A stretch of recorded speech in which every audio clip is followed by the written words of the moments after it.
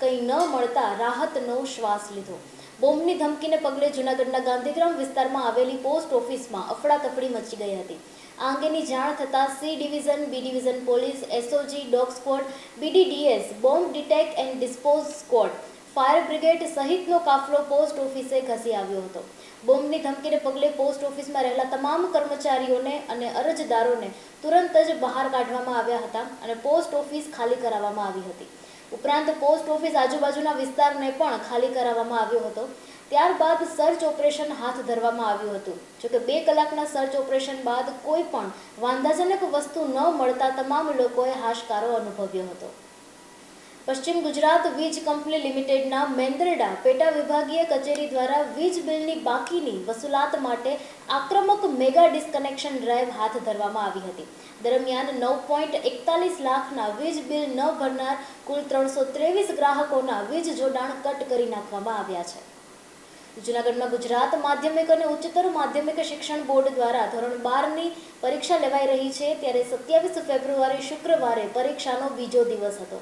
બીજા દિવસે પણ એક પણ કોપી કેસ વગર શાંતિપૂર્ણ માહોલમાં પરીક્ષા પૂર્ણ થઈ છે તેમ જિલ્લા શિક્ષણ અધિકારી લતાબેન ઉપાધ્યાયે જણાવ્યું હતું। જૂનાગઢ ખાતે ગુજરાત માધ્યમિક અને ઉચ્ચતર માધ્યમિક શિક્ષણ બોર્ડ દ્વારા ધોરણ 10 તેમજ 12ની બોર્ડની પરીક્ષા લેવાઈ રહી છે। પરીક્ષાના પ્રથમ દિવસે દાતાર રોડ સ્થિત મુરલીધર માધ્યમિક શાળામાં પરીક્ષાર્થીઓને પુષ્પગુચ્છ આપી કુમકુમ તિલક કરી અને મોઢું મીઠું કરાવી સ્વાગત કરવામાં આવ્યું હતું।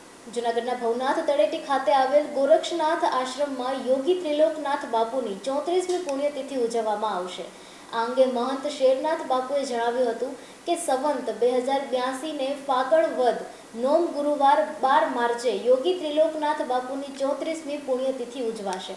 ઉજવણી અંતર્ગત 12 માર્ચે સમાધિ પૂજન, ભોજન પ્રસાદ યોજાશે, જ્યારે બુધવારે અને ગુરુવારે એમ 2 દિવસ સુધી સંતવાણીનું પણ આયોજન કરવામાં આવ્યું છે। માળી સમાજના સાવિત્રીબાઈ ફૂલે અને જ્યોતિરાવ ફૂલે દંપતીને ભારત સરકાર દ્વારા ભારત રત્ન આપવામાં આવે તેવી માંગણી ઉઠી છે।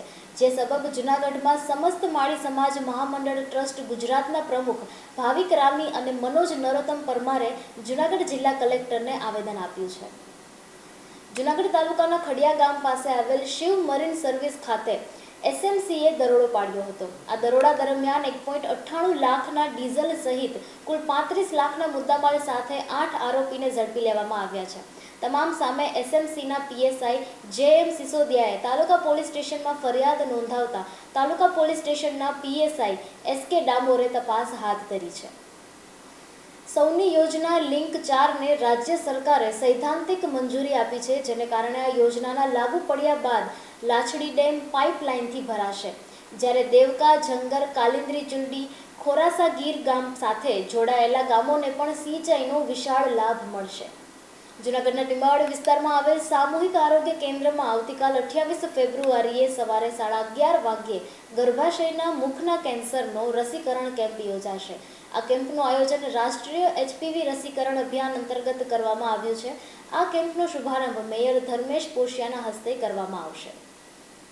તાલાળા પંથકના હિરણ નદીની કેનાલની સુવિધાવાળા બોરવાવ ગીર, વીરપુર ગીર, પીપળવા ગીર, ગલિયાવડ, તાલાળા ગીર, ગુંદરણ ગીર, ધુસિયા ગીર, ધ્રામણવા, ગુણવંતપુર સહિતના 9 ગામોને ઉનાળુ ફસલ માટે કમલેશ્વર ડેમમાંથી પાણી આપવાનું શરૂ થતાં ખેડૂતોમાં ખુશી જોવા મળી છે। સિટી કવરેજ ન્યૂઝના ડેઇલી અપડેટ માટે અમારી ચેનલને લાઇક કરો, શેર કરો અને સબસ્ક્રાઇબ કરો। આવતીકાલે મળીશું ફરી નવા સમાચારો સાથે। City coverage news Junagadh.